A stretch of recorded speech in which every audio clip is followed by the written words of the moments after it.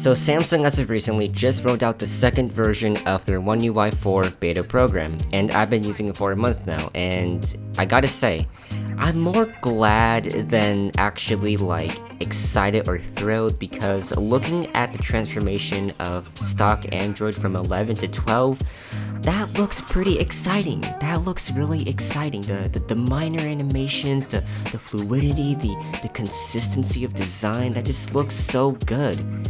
And then Samsung's over here is just like, oh, you know what guys, inconsistency is great. Anyways, welcome to the review, or I guess just an overview, of the latest version of the 4th rendition of Samsung's skin over the Android operating system. We have seen One UI 4 come from its roots of, the Galaxy S10 back in 2019, and it has slowly turned over time into this weird iOS type clone, which, for the better or worse, it's, subjective to your taste. Like, what is this awful charging animation that they developed into the system? Like, this just looks like a really bad MagSafe clone.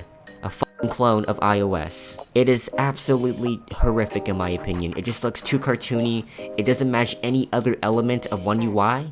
Unless they're trying to make this like a more iOS type aesthetic in the next 4 beta versions. If they're not, then I just feel like this charging animation is just sort of out of place. But yeah, let's move on to what's actually good about the update. There's some pretty good nifty stuff about One UI 4 on Samsung's end here. We gotta give them credit where it's due, So first of all, let's talk about privacy, because that is one of the newest features and the latest, hottest, topical implementations of what has come of Android over these past years.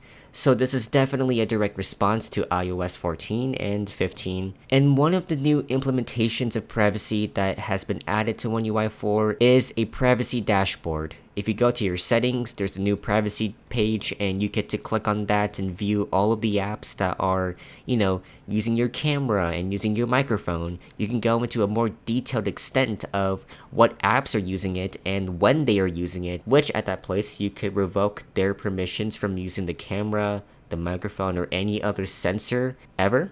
And if you really want to be safe, if you're going out and about, you're going to be in public or whatever, and you don't want your conversations to be secretly spied on with shady apps, there's basically a kill switch for these permissions. These 2 buttons in your quick panel will override any permissions that any app has on your phone, and it will instantly shut off all access to the microphone or the camera if you click one of these 2 buttons, or both of them. So yeah, that's pretty nice. That's really cool. Because Google definitely cares about your privacy, and there are Google privacy settings in the privacy page. But honestly, you can't escape. You can't escape. All companies are doing this. People 10 years ago were joking about how Apple does this. Apple's been doing this. Google's been doing this as well. We can't escape. But yeah, privacy, it definitely is a good thing to have. In addition to informing you about the sensors on your phone being used and accessed, when you open an app, it will notify you whether or not the camera or the microphone is being used in the top right corner of your status bar. So if you're opening Snapchat, for example, which is an obvious competitor for opening your camera, then yes, it is going to notify you that you are using your camera. The camera is being used by Snapchat, it is being opened by Snapchat, it is being opened. But this is a good thing, because if you're using a malicious app that could potentially be spying on you, then having that notification and getting the knowledge to know that you should probably revoke their permissions to use the camera is definitely a faster way to be more secured with your information. So yeah, with all that being said, privacy is finally being a priority on Android. I think it is a good step in the right direction. And by the way guys, there are no more advertisements in Samsung's apps. They said they were removing advertisements from their apps. Oh, finally, Jesus Christ. You don't understand. I was tired of Samsung advertising Fortnite on the f***ing weather app. Shut the f*** up, Samsung. So yeah, with all that being said, privacy is finally being a priority on Android. And speaking of priorities and expectations from the people, Material You.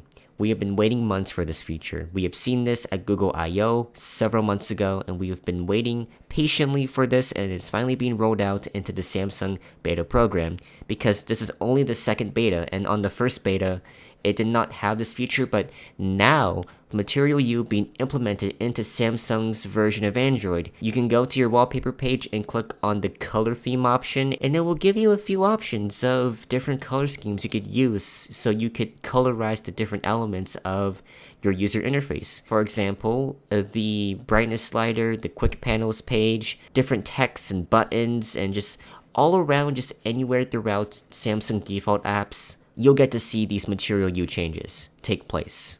I wonder if Google developers will develop the messaging app so that it recognizes Material You and it will colorize the app itself, because if it is Google and Material You is a Google feature, Android is Google, I would suppose that they should make it so that these apps will detect the Material You settings on your phone, and if not, then that just kind of ruins it, because if you don't like Samsung messages and you use Google Messages for your alternative or your actual main messaging app, then yeah, I mean, you're kind of missing out on that. But for the most part, Material You is now on Samsung and it is live. And I must say, yeah, I'm pretty happy that it exists. It definitely feels like a better implementation of colorizing your UI. It just feels more playful and more lively and not so depressing with the branding of, just, it's dark theme, guys, it's all black. Before this update though, before this whole entire beta program, the way you would colorize your quick panels page was through GoodLock. It is a first-party extension. It's basically just an app that tells you to download other apps to customize your phone, and it was a decent execution of customization, but there were some problems with it, and I think this time around, it's a bit better. Oh yeah, and Samsung One UI 4 allows you to import custom third-party app icon packages from the Play Store.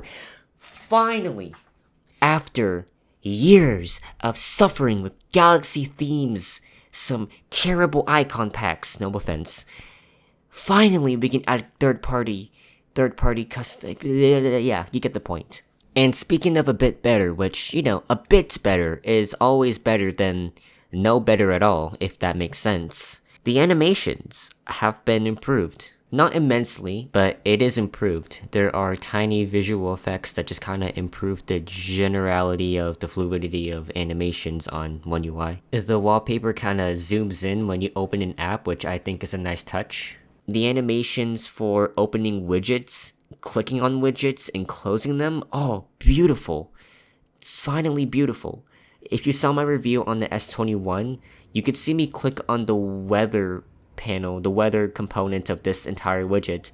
It would just open directly from the middle. It would just pop out of nowhere, and it wasn't really appealing to look at. It wasn't very visual, but this time around you get to click on the weather widget and it opens from that widget specifically. Now, it depends on how your custom widget is set up, but if you're using a default widget from Samsung, then it's definitely a lot more smoother. So when you click on it, it opens up from the widget and expands onto your screen. And when you close the app, it will shrink down the app back into the shape of the widget that you opened the app from.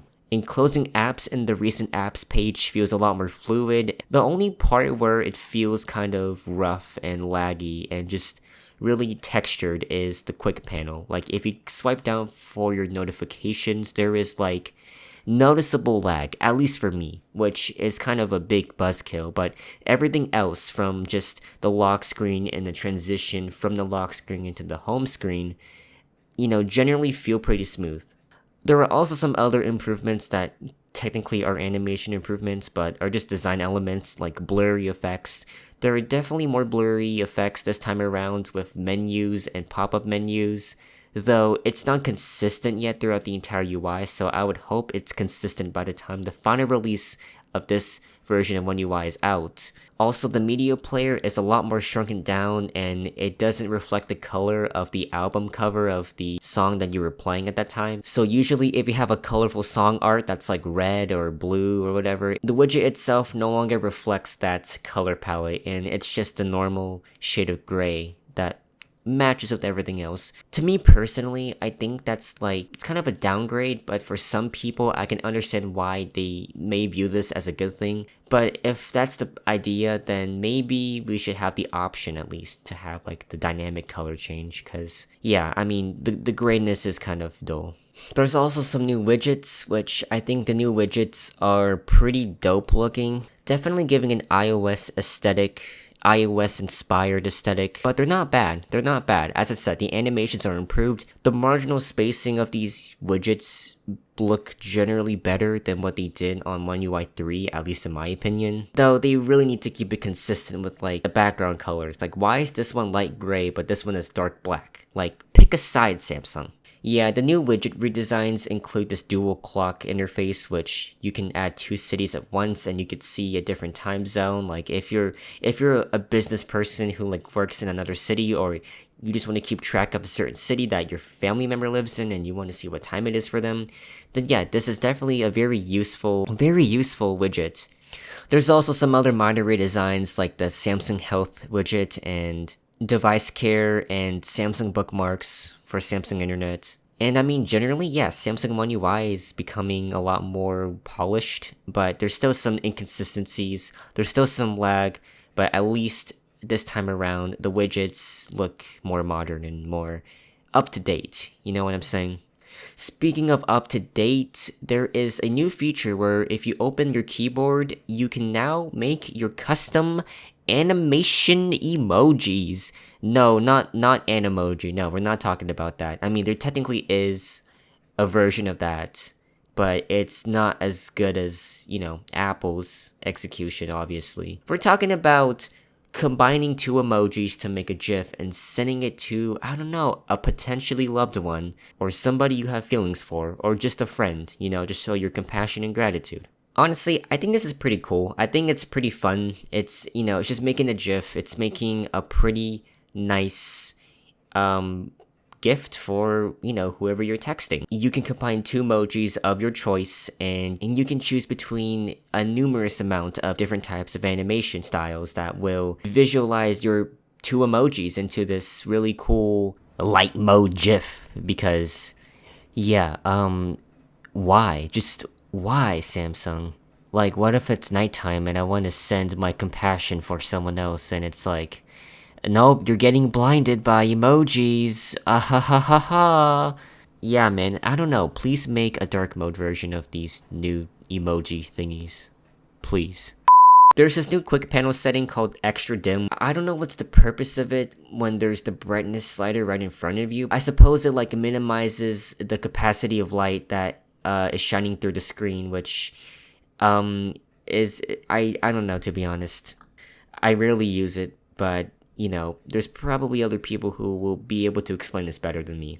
App drawer background is a lot darker. I remember people complaining, saying that it wasn't very dark, so it looks like they did listen to the fan base and made it darker. So yeah, with all that said, this is One UI 4. This is pretty much all the main new stuff.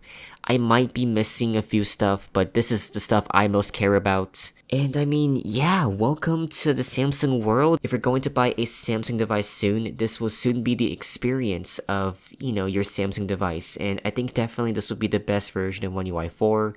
Obviously, with every upgrade, it should be like that, but you know, there's still a possibility of this flopping and failing, but I don't see that possibility because every update should be an upgrade. But yeah, this is everything new with Samsung One UI 4 Beta 2, and I hope to see you guys on another update video when the final version of it is out, or at least before the final version, the last version of the beta. But beside that, thank you so much for watching, and I'll see you guys all next time. Peace.